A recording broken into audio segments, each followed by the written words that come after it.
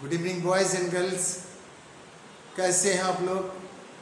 बिल्कुल अच्छे हैं, कुशल हैं बिल्कुल।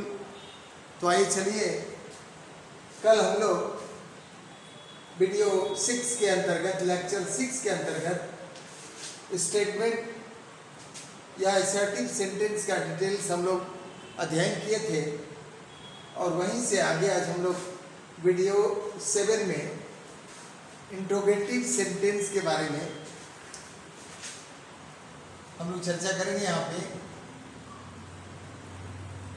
वो 1 था, अभी 2 है। देखिए, इंटरोगेटिव सेंटेंस, इसको हम लोग क्वेश्चन भी कहते हैं। इसे इनडायरेक्ट स्पीच में ले जाने की बात है। तो देखिए, in this section 2 types of questions are basically asked. बच्चे आप ध्यान दें, तो इस खंड में 2 तरह के प्रश्न बुनियादी तौर पे पूछे जाते हैं। वैसे प्रश्न जो ऑक्सिलरी वर्ब से पूछे जाते हैं, और वैसे प्रश्न जो WH वर्ड से पूछे जाते हैं। तो अब कौन कौन से ऑक्सिलरी वर्ब से पूछे जाते हैं और कौन कौन से WH से पूछे जाते हैं, आइए इसका विस्तृत वर्णन करें हम लोग। आइए बहुत ध्यान दें, पहले हम लोग ऑक्सिलरी वर्ब्स की यहाँ पर चर्चा करें, समझें। यहाँ पर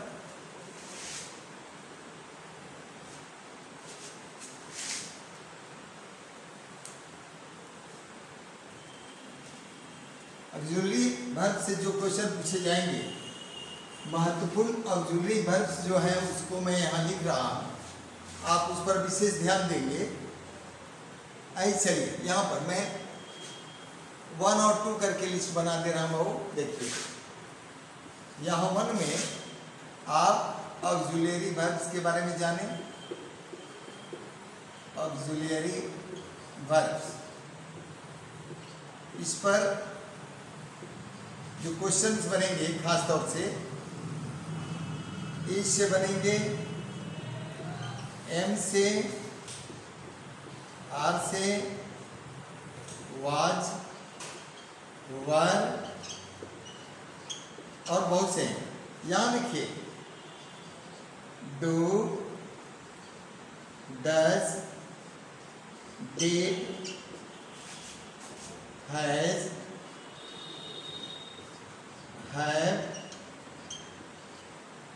हैड।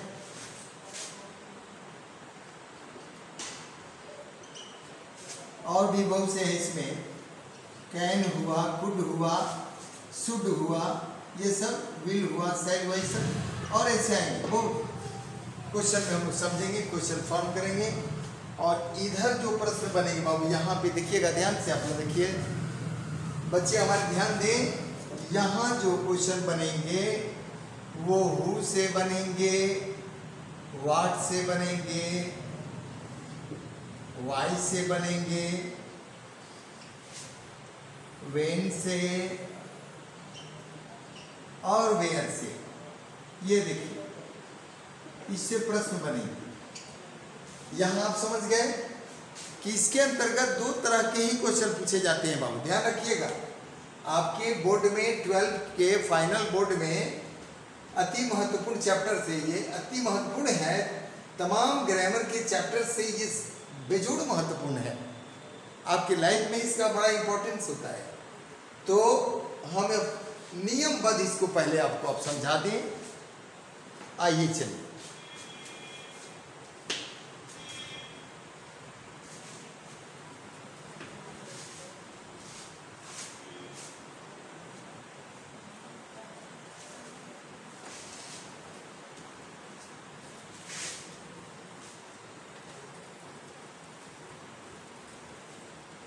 चलिए, ध्यान देंगे बच्चे। अब रूल फॉलो करना है हम बारीकी से।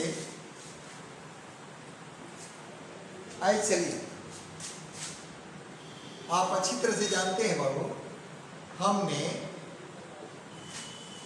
DN बराबर डायरेक्ट नरेशन आपको बताया, पहले मैं बता चुका हूँ। ये बार बार बीच में चर्चा होगी, कभी समय की बचत हेतु हम शॉर्ट का भी सहारा लेंगे। डायरेक्ट नरेशन को और आइडियल बोला गया था इनडायरेक्ट नरेशन। ध्यान दे, इनडायरेक्ट नरेशन बिल्कुल। और देखिए, और इसको इस तरह से भी कहा जाए BS IDS, तो नो टेंशन, यहाँ भी कोई प्रॉब्लम नहीं है क्योंकि इसका नाम डायरेक्ट स्पीच भी होता है।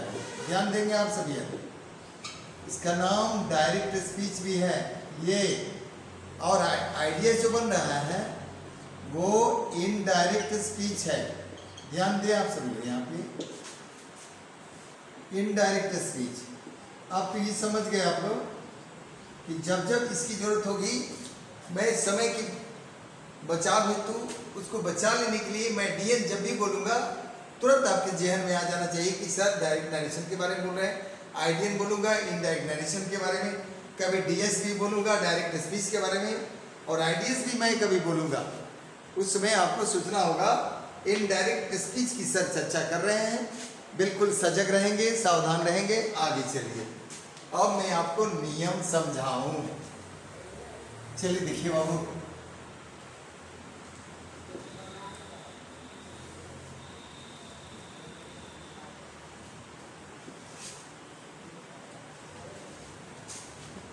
चलिए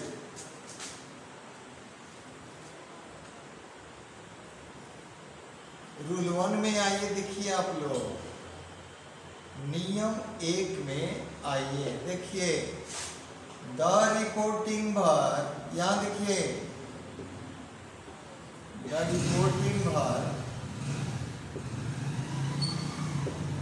reporting verb said,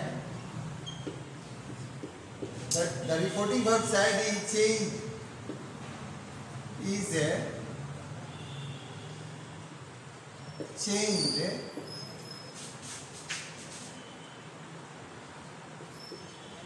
into asked या inquired of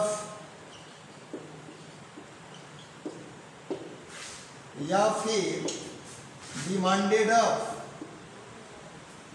according to the meaning of the sentence होगा। ये demanded of, ये आपकी मर्जी पर है, आप इनमें से कोई भी ले सकते हैं। You are free to choose any of these three, okay? तो ये समझ लें आप, यदि रिपोर्टिंग वर्ब ऐसे सेंटेंसेस में, आई मीन क्वेश्चन में, इंट्रोगेटिव सेंटेंस में सैड आवे, तो इस सैड को हटाएंगे, इसका इन्वर्सन होगा, इसको रिमूव करेंगे, तो या तो आपको आस्केड लिखना होगा या फिर इंक्वायर्ड ऑफ लिखना होगा या फिर डिमांडेड ऑफ लिखना होगा according to the meaning of the sentence. Okay, तो चलिए ये पहला नियम। अब दूसरे नियम में आइए आप। रूल 2,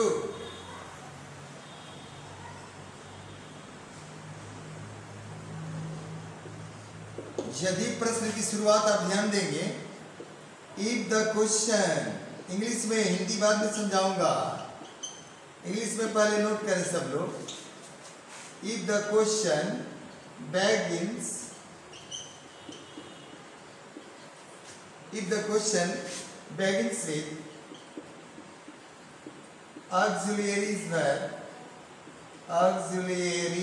verb से, ध्यान दें, यदि प्रश्न की शुरुआत ऑक्सिलरी वर्ब से हो तो इन दैट केस, तो इस स्थिति में, इन that case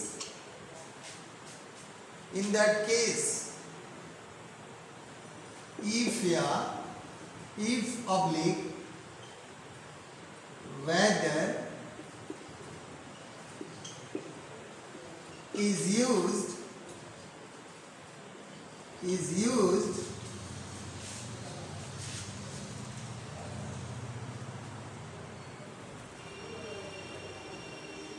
after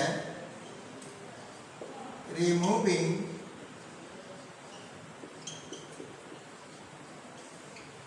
removing inverted commas।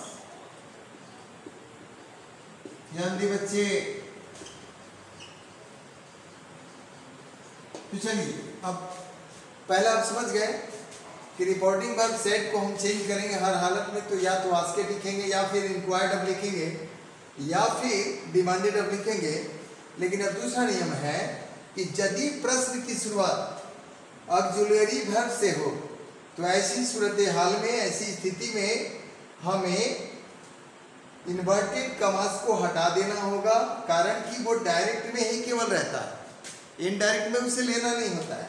तो उसे हटाएंगे बाबू, तो उसके स्थान पर, उसके ही जगह पे हम लोग इफ या वेदर का प्रयोग करेंगे। आगे बढ़िए, ये दूसरा नियम था। अब तीसरा लिखिए, रूल थर्ड। बच्चे तीसरा नियम मैं आपके लिए लिखने चल रहा हूं।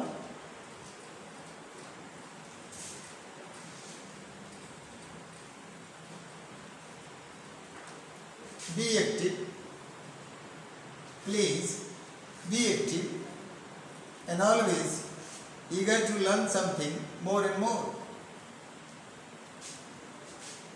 Now, here is the third rule for all of you, सबके लिए। आइए चलिए तीसरा नियम,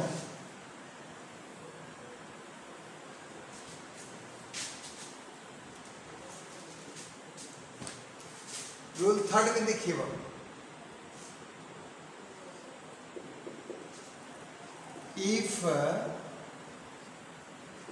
if the question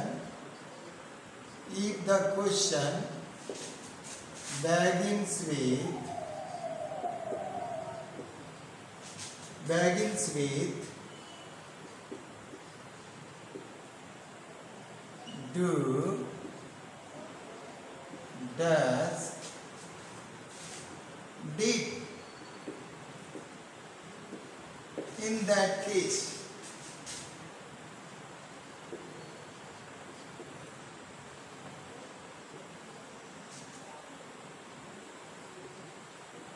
these three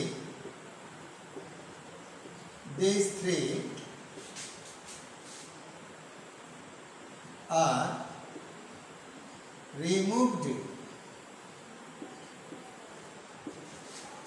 These three are removed from the sentence.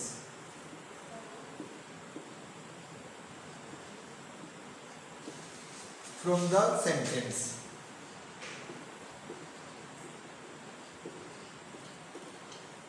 चलिए अब एक और विशेष बात देखिए। तीसरा नियम ये कहता है, यदि हमारे प्रश्न की, हम जो प्रश्न से रूबरू होंगे, हम उसको देखेंगे, तो या तो उनकी शुरुआत डू से, डज से या डिड से हो, तो ऐसी स्थिति में ये डू, डज, डिड वाक्य से हटा दिए जाते हैं। while changing, अब आइए शॉर्ट रूट का सहारा मैं लूंगा यहाँ पे। while changing dn into idn। चलिए अब ध्यान देंगे बाबू, इस पर मैं उदाहरण भी बताऊं आपके लिए। देखिए कैसे,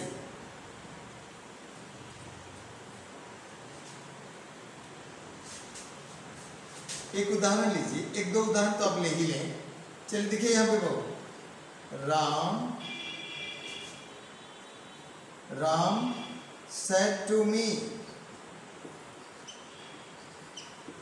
Ram said to me, do you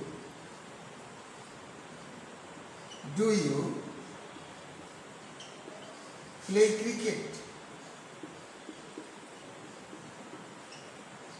Do you play cricket? ध्यान दें, राम ने मुझसे कहा क्या तुम क्रिकेट खेलते हो? तो देखिए इसको जब आइडियन में ले जाएंगे तो ये दोनों को आस्केड में डाल दीजिए, राम को ऐसे ही रखिए राम आस्क्ड मी, ध्यान दे बच्चे, राम आस्क्ड मी। अब यहाँ आ गए बाबू, तो जाहिर सी बात है कि इन्वर्टेड कॉमास को आप हटाएंगे, इसका लोप कर रहे हैं, इसको हटा रहे हैं, तो नियम में लिखवाया गया है कि इफ या वेदर का आप सहारा लेंगे उस वक्त जब आपका प्रश्न कोई ऑक्सिलरी वर्ब हो। समझ रहे हैं ना बाबू? तो अब यहाँ आ गया डू ऑक्सिलरी वर्ब, तो जाहिर सी बात है कि हम लोग को इफ या वेदर में से we can choose two of these, either if or whether, you are free to choose any of the two, okay? तो राम आस्क्ड मी, देखिएगा if, अब एक चीज ध्यान में देना होगा, इसको बदलने के लिए ये टू जो आ रहा है ना बाबू, ये हटा दिए जाते हैं। मैंने लिखा है यहाँ पर, देखिए these three are removed, तो ये डू डज डिड आपको यहाँ दिख रहा है, इसे हमें नहीं लेना है। तो इसको जब आप नहीं ले रहे हैं तो बच क्या गया, यू प्ले क्रिकेट, ओके? तो राम आस्क्ड मी इफ, अब यू किसके लिए है बाबू? आप जानते हैं कि सेकेंड पर्सन ऑब्जेक्ट के अनुसार चेंज होता है, तो मी ऑब्जेक्टिव फॉर्म में है, तो इसका सब्जेक्टिव फॉर्म क्या होता है, नोमिनेटिव फॉर्म क्या होता है, आई होता है ना, ओके? तो राम आस्क्ड मी इफ, अब यहाँ देखिए बाबू ये वर्तमान में था, तो चेंज ऑफ टेंस में मैंने बताया था कि यदि रिपोर्टेड स्पीच में आया हुआ वाक्य सिंपल प्रेजेंट में हो तो स्वाभाविक है बाबू कि उसको हम लोग ले कहाँ जाएंगे बाबू, सिंपल पास्ट में ले जाएंगे। तो जाहिर सी बात है Ram asked me if I played cricket, ऐसा करना होगा आप लोगों को। तो ये मैंने आपके लिए पहला समझा दिया, आप ध्यान देंगे, बिल्कुल ये हुआ।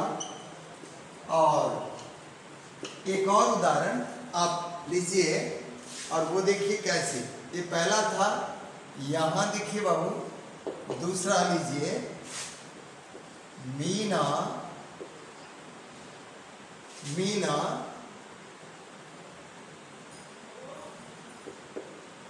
said to me,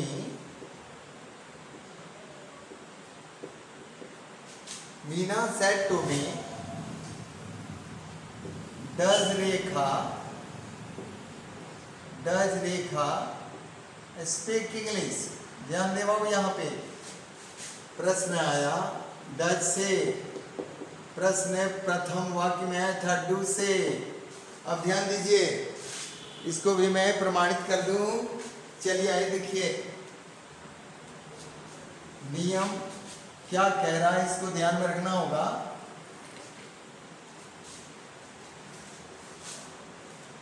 तो इसे आप बनाए बाबू, हम बता दिए थे इसको आपको आस्क्ड में लेना होगा, तो आपका आइडियन क्या बनेगा बाबू, मीना आप चेंज नहीं करेंगे, मीना आस्क्ड मी, ध्यान दे बाबू यहां तक आप आ रहे हैं, मीना आस्क्ड मी, बिल्कुल इसे हटा रहे हैं बाबू, ऑक्सिलरी वर्ब है, जाहिर सी बात है कि इफ या वेदर लेना होगा। तो Meena asked me if, third person no change, third person में कोई बदलाव नहीं होता है।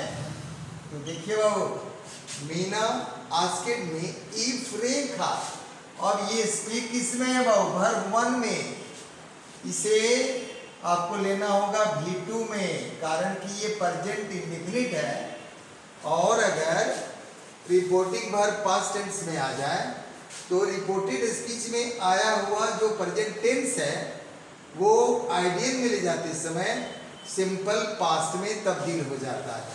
तो Meena asked me if Rekha spoke, speak का दूसरा रूप स्पोक होता है, आप बखूबी जानते हैं, स्पोक इंग्लिश। और एक और चीज आपको माइंड में रखना होगा कि आइडियल में ले जाते समय जो वाक्य की संरचना होती है बाबू वो एसवीओ की होती है। एसवीओ आप समझ रहे हैं ना, subject verb object, SVO assertive sentence बनाता है। इसलिए हमें क्वेश्चन नहीं लेना होता है तो क्वेश्चन हम लगाते भी नहीं हैं। कारण है कि हम लोग इन्वर्टेड कमास को हटाते हैं और सिंपल यहाँ पर हम लोग फुल स्टॉप भर रख देते हैं। चलिए आप संतुष्ट हुए, आइए एक और हम लोग डीड पर ले ले बाबू। इसके बाद फिर मैं आगे बढ़ूंगा। एक डीड पर आप वाक्य ले लें जो एग्जाम्पल 3 के रूप में होगा।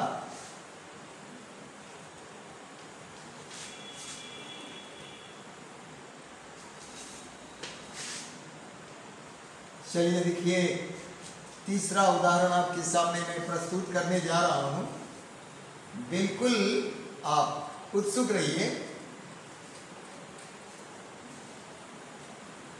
चलिए एक उदाहरण 3 के रूप में आप यहां पे ले लें। देखिए बाबू,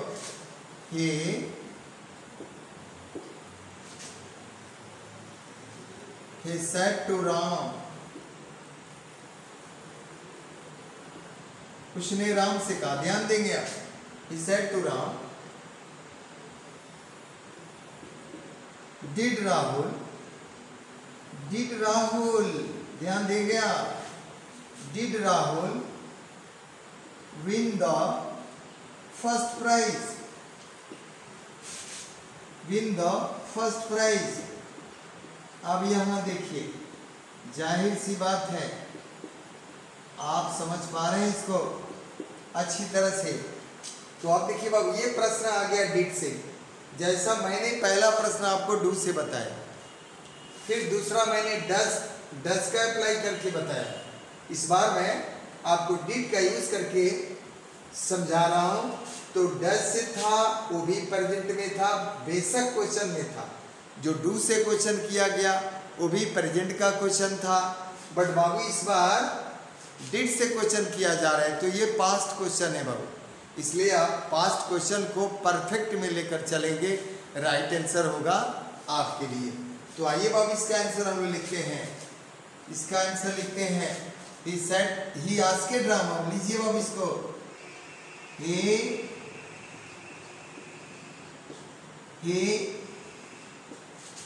asked Ram। सही है बाबू, यहां तक आ गए आप। अब क्या करेंगे बाबू, इसको इन्वर्टेड कमास को हटाने के लिए 2 बार आप इफ लिखे हैं। आप सोचेंगे कि सर केवल इफ ही लिख रहे हैं, वेदर तो नियम है बट लिख नहीं रहे हैं, तो क्यों नहीं बाबू, अवश्य ही लिखिए। इस बार आप वेदर ले लें, नो टेंशन। यहाँ पे ही आस्केड रा, वेदर राहुल, राहुल में नो चेंज। देखिए बाबू, वेदर राहुल। अब बताइए बाबू, जब पास्ट टेंस में होता है तो परफेक्ट का स्ट्रक्चर क्या होता है बाबू?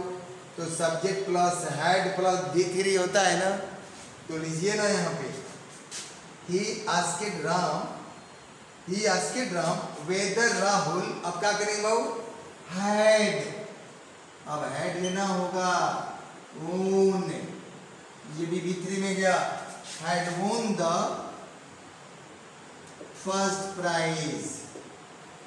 यहां ध्यान दें, had won the first prize। ये उदाहरण हुआ बाबू, और भी मैं बताऊं आपके लिए। चलिए, संतुष्ट हुए? बिल्कुल, कहीं कोई दिक्कत नहीं। चलिए, ये हुआ तीसरे नियम के तहत, ये था सब कुछ। आइए मैं अब आपको चौथे नियम की तरफ ले चलता हूँ। गहराई से समझिए, स्वयं बनाइए, इसे आसान हो जाएगा बिल्कुल आपके लिए, बिल्कुल इजी मैं बना दूंगा। आइए चलिए,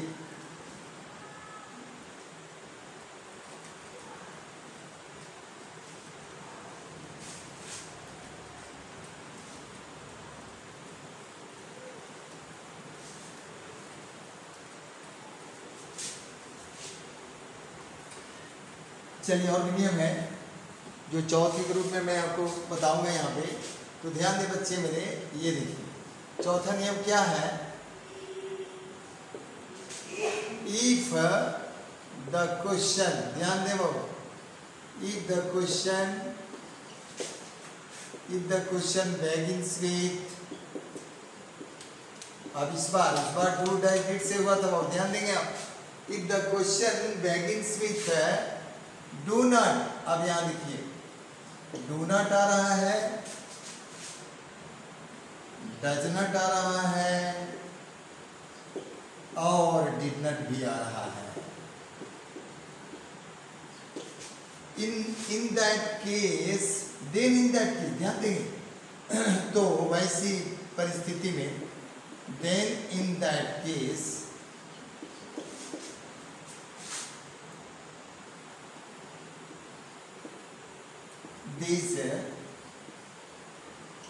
these ग्रुप ऑफ वर्ड्स, ये जो शब्द समूह बन रहे हैं ना, यानी ये सब समूह हो गए, ग्रुप ऑफ वर्ड्स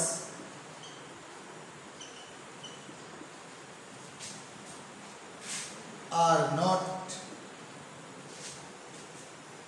रिमूव्ड, ये नहीं हटाए जाते हैं। डू डज डिड तो हटाए गए, लेकिन ये नहीं हटाएंगे। Words are not removed from the sentence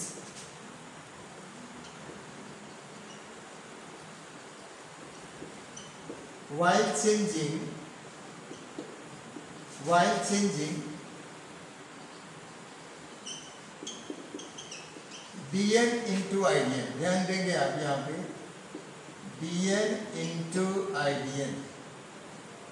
अब डायरेक्ट नरेशन से इनडायरेक्ट नरेशन में ले जाते हुए भी अगर प्रश्न डू नॉट से, डज नॉट से, डिड नॉट से पूछा गया तो ऐसी स्थिति में ये नहीं हटाए जाते हैं, अपने परिवर्तित रूप में पुनः ये वाक्य में विराजमान होते हैं।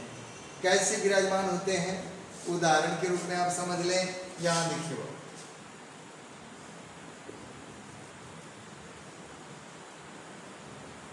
He said to me,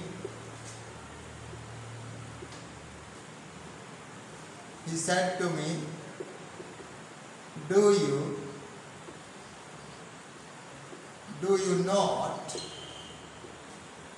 not tell a lie। ध्यान देंगे बाबू, अब ये देखिए, डू भी आया, नॉट भी आया, तो इसको आप जब बदलेंगे तो क्या करेंगे? देखिए, आपका आइडियन होगा he said to को आस्केड में लीजिए, he asked me, और if तो लगाना है if, और you किसके लिए? वो me के लिए। तो if I, आप ध्यान दीजिए, if, अब ये प्रेजेंट में था बाबा, अब इसका निगेटिव पास्ट में ले जाएंगे। इफ आई, अब क्या करेंगे बाबू? डू नॉट का पास्ट निगेटिव क्या होगा? Did not. If I did not tell a lie, ये देखिए, ये टर्म है आपके लिए, टेल ए लाई, ये राइट आंसर हुआ। क्लियर हुआ हो? एक ले लिए, इस नियम पर भी एक और ले लीजिए आप, यहाँ इसे मिटा के मैं अब दे रहा हूं। चलिए आइए देखिए,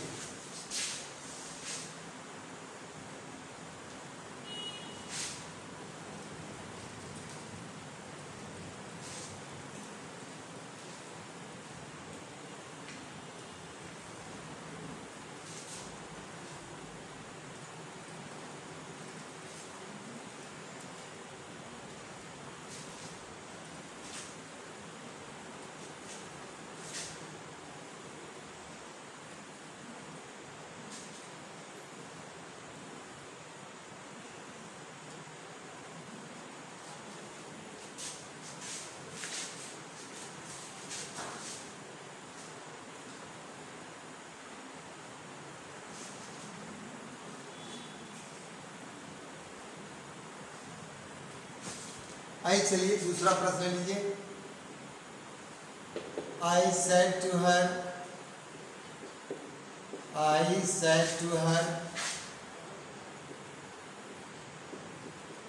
does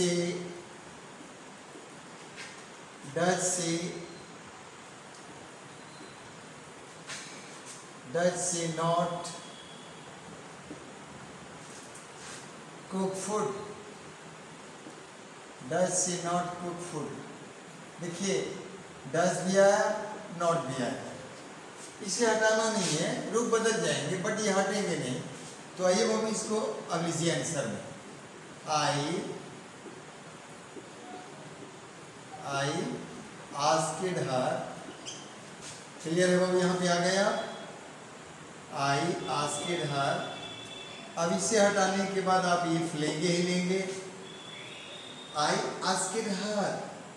अब हर का नोमिनेटिव फॉर्म सी में जाता है बाबू, यहाँ देखिए अभी सी हर के लिए सी हुआ, तो I asked her, I asked her if, अब क्या है बाबू, इफ सी, फिर वही चीज, if she did not cook food, कारण कि ये भी प्रेजेंट में था, निगेटिव भी था, अब पास्ट में रहेगा निगेटिव के साथ। If she did not cook food. चलिए ये उदाहरण आप समझ गए, आगे बढ़िए।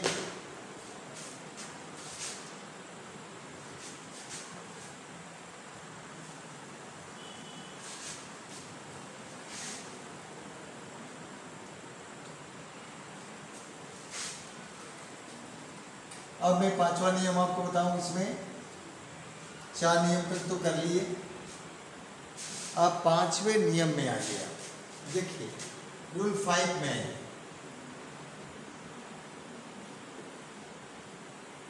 रूल 5 में है, तो देखिए वो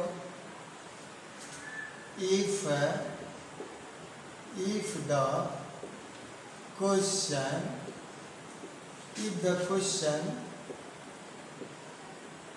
begins with, if the question begins with WH word, okay, WH word, such as what, why, how,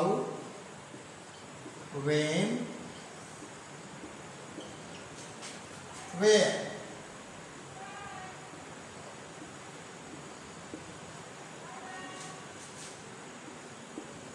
Then in that case,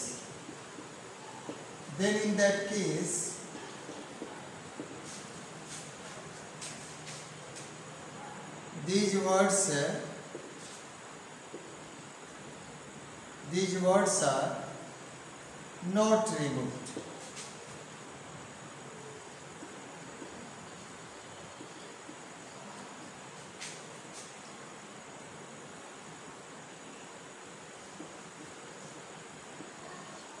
From the sentence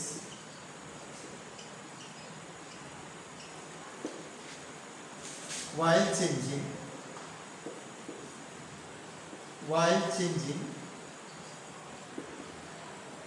DN into IDN,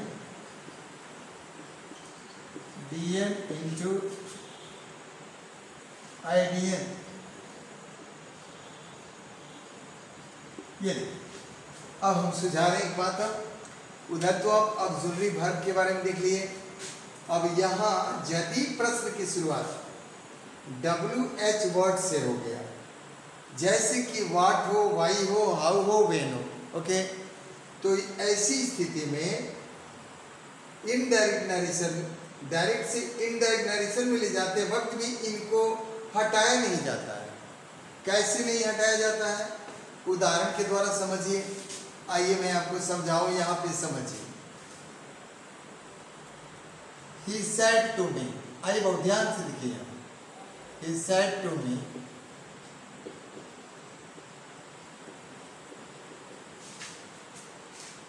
Who are you?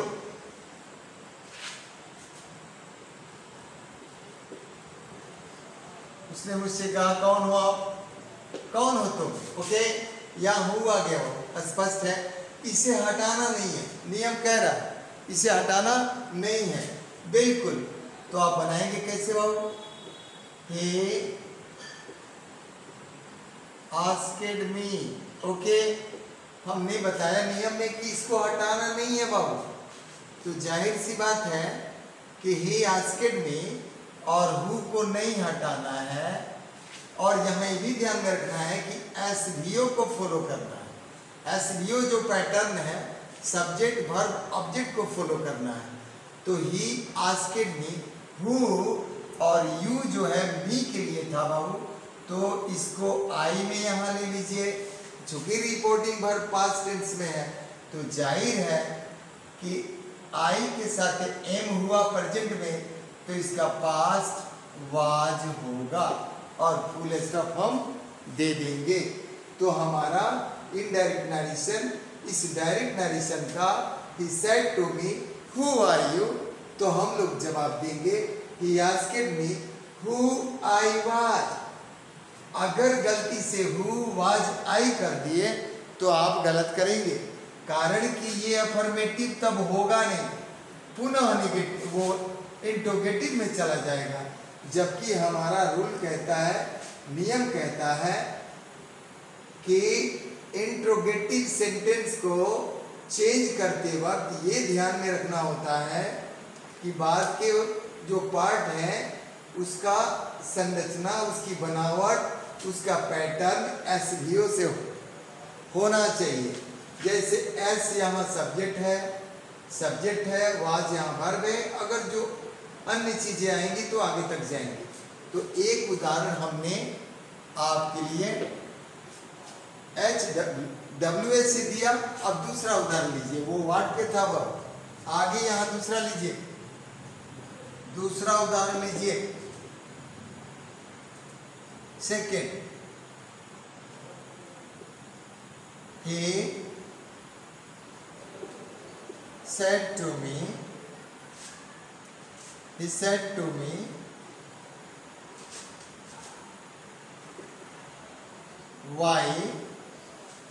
why are you so sad? He said to me, why are you so sad? ध्यान देंगे आप। उसने मुझसे कहा तुम इतने उदास क्यों हो तुम इतने उदास। तो जाहिर सी बात है, फिर इसको बदलिए। ये डीएन में है बाबू, डायरेक्ट नरेशन में आइडियन में ले जाते समय क्या करेंगे बाबू, ही रहेगा, सेड टू को आस्क्ड में लेंगे। नियम है ये देखिए, he asked me, why no change. हमने बताया है कि ये वर्ड नहीं हटेंगे। वाई अब क्या है बाबू, यू जो है मी के लिए है, तो why I was so sad, क्यों था इतना उदास में। देखिए सो सैड। ओके, समझ गए आप।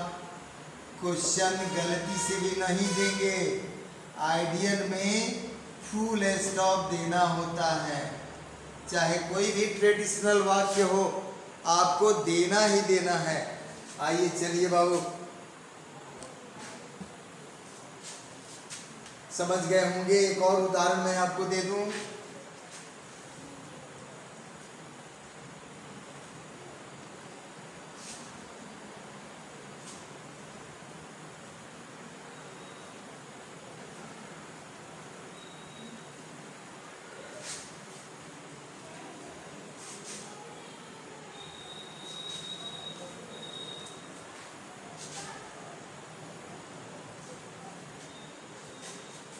एक और उदाहरण आपके लिए मैं प्रस्तुत करूं। तो चलिए यहाँ पे देखिए आप,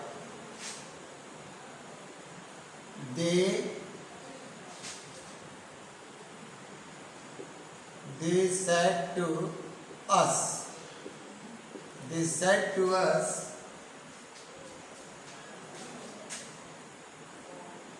how can you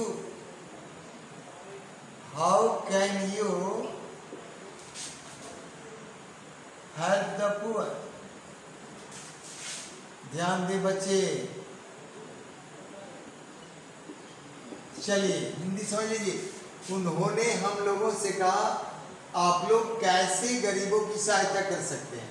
तो क्वेश्चन वर्ड ये है बाबू, देखिए हाउ है, इसे आप पुनः आइडियन में ले चलें। ये देखो, they asked us, they asked us how, no change, how, आप ध्यान दीजिए, हाउ, अब अस कहाँ जाएगा वो, यू अस के लिए है तो अस कहाँ जाएगा वो, वी में, तो they asked us how we, और कैन कहाँ जाएगा वो, कुड में, बिल्कुल, हाउ कुड वी, या how we could, how we could help the poor, how could we help the poor. Okay, चलिए ये तीसरा उदाहरण भी हुआ।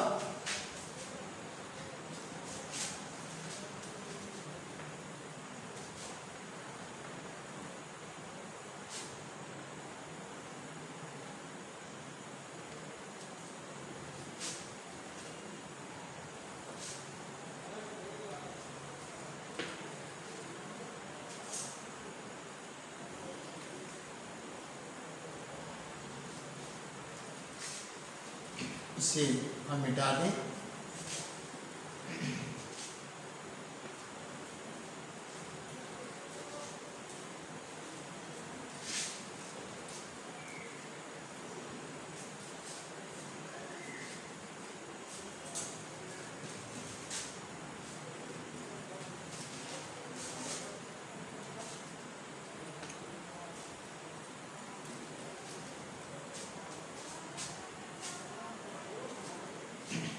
चलिए मेरे प्यारे बच्चे, मेरे विद्यार्थियों, इस वक्त मैं मूड में हूँ कि आपको कुछ प्रेरणादायी बातें कहूँ, मैं आपको कुछ आप में जोश, जज्बा, जुनून भरने के लिए कुछ कहूँ। तो आइए इस क्रम में मैं एक ऐसे बालक की एक छोटी सी कथा, उनकी व्यथा, उनके कष्ट को बताने चल रहा हूँ कि वो आगे चल कर के इतिहास में अपने नाम को स्वर्णाक्षरों में लिखवाया। तो एक ऐसा बालक जो अमेरिका के व्हाइट हाउस के सन्निकट जाकर, पास जाकर, वहाँ जो गार्ड्स बाहर खड़े थे व्हाइट हाउस के, जो पहरा कर रहे थे, बच्चा वहाँ वो व्याकुल हो जाता है। बच्चे की तमन्ना होती है कि आखिर इस समृद्ध अमेरिका का राष्ट्रपति कैसा व्यक्ति होगा, उसकी शक्लो सूरत कैसी होगी, कैसा होगा। आखिर उस बच्चे के अंदर इस तरह की भावना जागती है और वो बच्चा एकदम व्याकुल है उस व्हाइट हाउस के अंदर जाने के लिए। पर वो जो वहाँ पहरेदार थे उसे जाने नहीं दिए, और संजोग वहाँ का देखिए कि वो उस बच्चे को धक्का दे दिए और धक्का दे के बोलो चलो ये तेरे बस की बात नहीं है, तुम राष्ट्रपति से नहीं मिल सकते, प्रेसिडेंट से नहीं मिल सकते, इसके लिए बड़ी योग्यता की बात होती है। बाबू देखिए उस बच्चे के दिल में ये बात चुभ जाती है और उसके दिल में एक तमन्ना जागृत होती है। कुल मिलाकर वो भी तो इंसान ही होगा, अमेरिका का ही बेसिकली होगा, तो वो राष्ट्रपति बन सकता है, तो भला मैं कोशिश करके क्यों नहीं बन सकता हूँ। तो उस लड़के ने उसी दिन से अपने दिल में, दिल की गहराई में उस बात को अपनाया और कठोर परिश्रम किया। संघर्ष की गाथा कही जाए तो आंख से आंसू आ जाएंगे बाबू। वो वैसा छात्र था कि उसको पढ़ने के लिए कॉपी, कलम, ये सामग्री, स्टेशनरी वो प्राप्त नहीं होती थी। वो इतना गरीब था, लेकिन उसका लगन, उसका उमंग जो था उसको बहुत आगे ले चला। और संयोग से अनेकों बार असफल होने के बाद उस व्यक्ति की तो सबसे बड़ी खासियत मैं इसलिए सदैव गुणगान करता हूँ, इतिहास पुरुष तो अनेकों हैं, पर उनको मैं अपना आदर्श मानता हूँ कि उन्होंने 49 वर्ष तक संघर्ष किया। संघर्ष की तो हद ही कर दी उन्होंने, और ठीक 49वें वर्ष उन्हें सफलता मिली। तो क्या शानदार सफलता मिली भाव, वो आप जानकर आपको हैरानी होगी। वो हैरानी और परेशानी से गुजरने वाला लड़का कोई दूसरा और नहीं था। उस हस्ती का, उस शख्सियत का नाम है अब्राहम लिंकन, जो अमेरिका के उस बड़े नेशन के राजपति बनकर के दुनिया को दिखा दिया कि कठिनाइयों से घबराना नहीं है। धीर वीर पुरुष कठिनाइयों से नहीं घबराते, वो रुआसा मुंह बना करके बैठ नहीं जाते, वो संघर्ष करते हैं, वो फाइट वेल करते हैं, वो उस वक्त तक लड़ते रहते हैं जब तक विजय श्री का माला उनके गले तक नहीं आ जाता। वो हार नहीं मानते हैं बाबू। चलिए और भी आगे पॉइंट में मैं आपको बताऊं, थोड़ा सा वक्त और मैं आपके लिए दे दूं।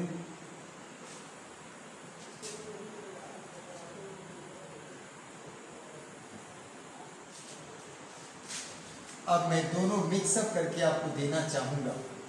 और भी चीज़ें हैं बाबू, और बहुत सी चीज़ें हैं। जैसे आप जानिए change of tense, change of other parts of speech और चेंज ऑफ पर्सन हमेशा लागू होता है। नरेशन के किसी भी आप भाग में जाएं, कोई भी ट्रेडिशनल वाक्य पढ़ें, हर जगह ये तीनों नियम लागू होते हैं। अब यहाँ देखिए, कुछ मैं आपके लिए वर्कआउट दे दूँ, आप ध्यान दें। बनाएंगे, मैं दोनों से मिला करके दे देता हूँ। देखिए,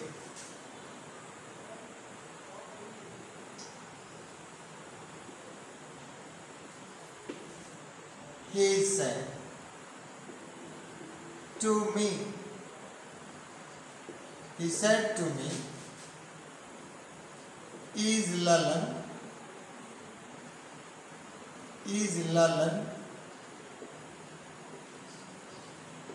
your brother?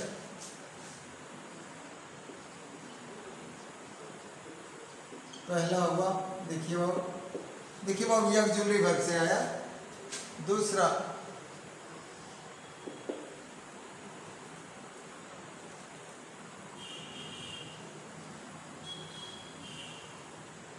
she said to you,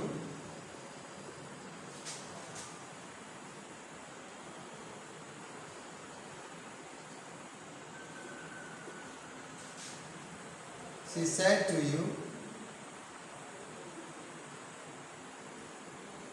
am I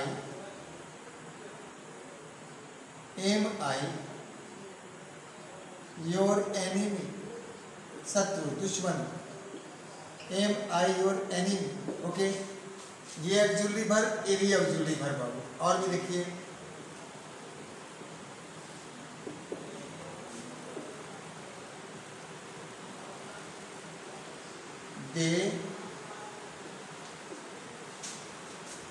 they said to us,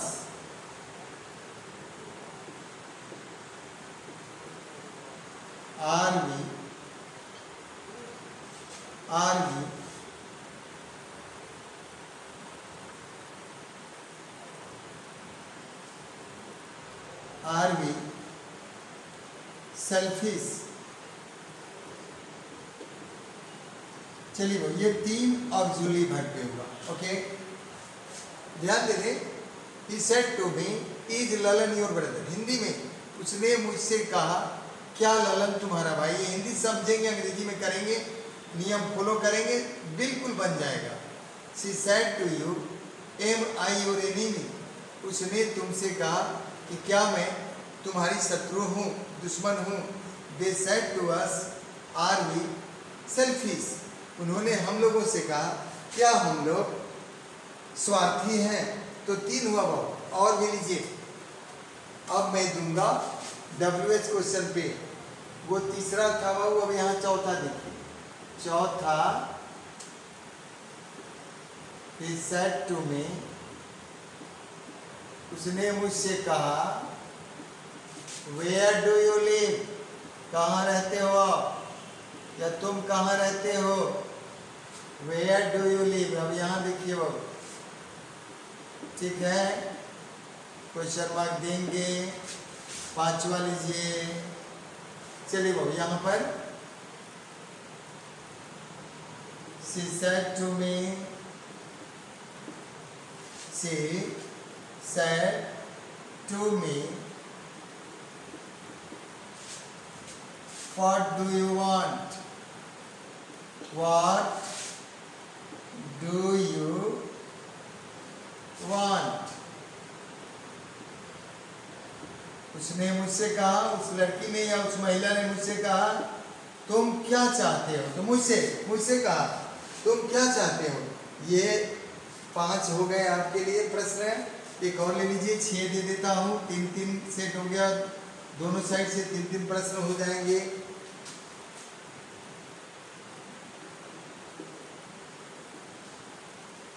He said to Ram,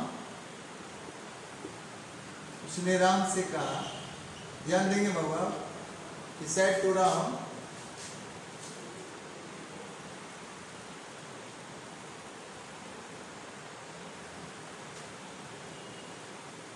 what is your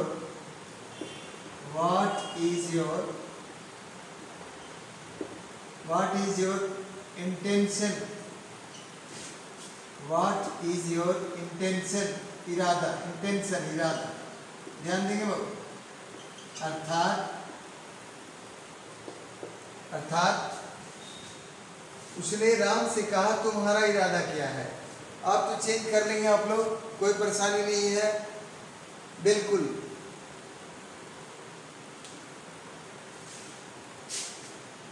चलिए यहीं पर मैं अपने लेक्चर 7 का विराम दे रहा हूँ।